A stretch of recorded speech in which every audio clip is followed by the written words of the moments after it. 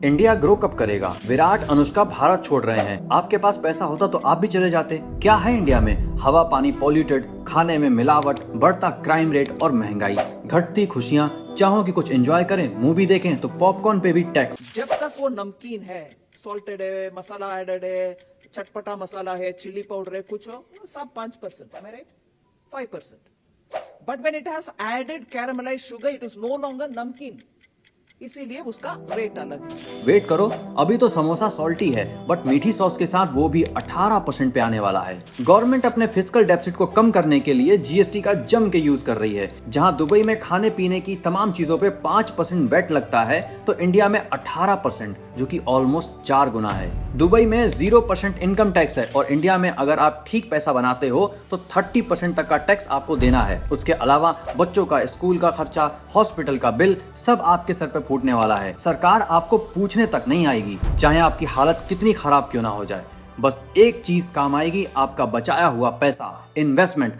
और अब सरकार उनको भी लूटने में लगी है। अगर पेरेंटल पैसों की आप एफडी करते हैं तो 10% सरकार सीधे बैंक अकाउंट से कट कर लेती है टीडीएस के नाम पे, और इन्वेस्टमेंट में रखते हैं तो कैपिटल गेन के नाम पे मुंह उठा के आ जाते हैं टैक्स लेने। क्यों चाहिए तुमको हमारा पैसा? खुद क्यों नहीं कमाते? सरकारी कंपनियों को क्यों बेच दिया? दूरदर्शन और बीएसएनएल को तुम खा गए। एयरपोर्ट चलाना तुम्हारे बस का नहीं है, वो भी प्राइवेट कर रखा है। बस मच्छर की तरह खून चूसते रहो। और सरकार से मैं पूछता हूँ, मेरी कमाई में तुम्हारा क्या योगदान है जो तुम मुंह उठा के टैक्स लेने चले आते हो? मुझे जॉब दिलाई थी या मुझे फ्री में पढ़ाया था? तुमने तो मेरी दवाइयों पे भी टैक्स लिया था, और बदले में मुझे क्या दिया? जगह जगह करप्शन, पॉल्यूशन, डर का माहौल।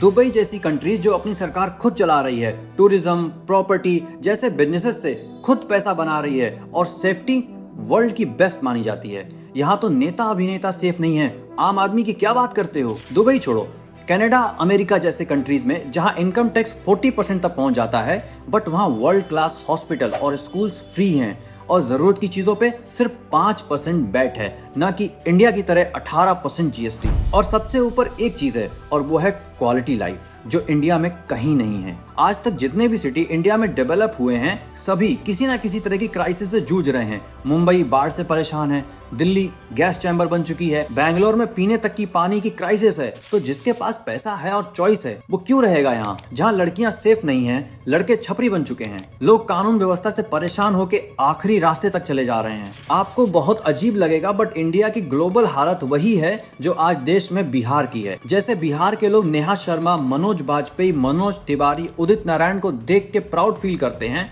वैसे ही पूरा इंडिया सत्या नडेला, सुंदर पिचाई और सुनीता विलियम को देख देख के प्राउड फील करता रहता है। बिहार से टैलेंट बाहर निकल के रिस्पेक्ट और पैसा बना रहा है, और बिहार आज भी अपने जातिवाद में फंसा हुआ है। उसी तरह इंडिया आज हिंदू मुस्लिम में फंस चुका है। लोगों को तो यहाँ तक का डर बिठा दिया गया है कि अगर एक बार मोदी सरकार गई तो मुस्लिमों का राज आ जाएगा।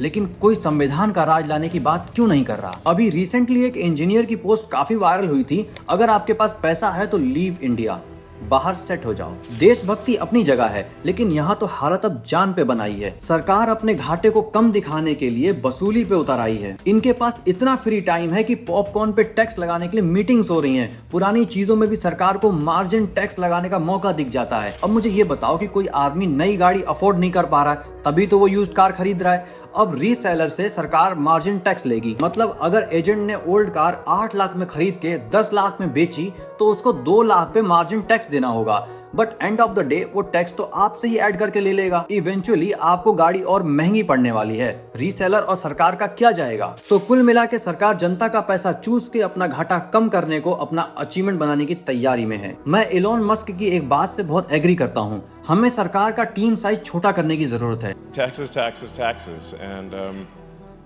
you know, and then what does it get spent on? A bunch of the stuff it gets spent on you don't even agree with. So you know that's why we need to reduce the size of government and just spend less money and you know let the people keep a lot more of their hard-earned money. You know, it's yeah. नहीं तो ये सरकारें अपना घाटा भरने के लिए आपकी और हमारी जेबें काटती रहेंगी। टैक्स लेंगी अमेरिका के जैसा और सर्विस मिलेगी पाकिस्तान जैसी। तो आप ही डिसाइड करिए कि इतना टैक्स देके आप साफ हवा पानी अपने बच्चों का फ्यूचर देखेंगे या दिल्ली जैसी सिटी के गैस चैम्बर में अपनी लाइफ बिताएंगे। आज विदेशों में स्टडी करने वाले ज्यादातर स्टूडेंट वहीं पर रहने का प्लान कर रहे हैं, जबकि विदेशी इंडियंस को कुछ खास पसंद नहीं करते, क्योंकि उनको लगता है कि ये लोग बाहर से आकर के हमारी जॉब्स कम कर रहे हैं। ट्रम्प सरकार भी अपने यहाँ काफी इंडियंस को निकालने की प्लानिंग में है। अगर हमारी सरकार क्वालिटी लाइफ दे पाती तो कोई क्यों अपने देश को छोड़ के जाएगा। आपका इस मामले में क्या कहना है, कमेंट में जरूर बताइएगा। वीडियो पसंद आई हो तो please like and share this, हो सके तो सब्सक्राइब करके सपोर्ट जरूर दिखाइएगा, जो बिल्कुल टैक्स फ्री है। मिलता हूं नेक्स्ट वीडियो में, तब तक आप अपना ख्याल रखिए।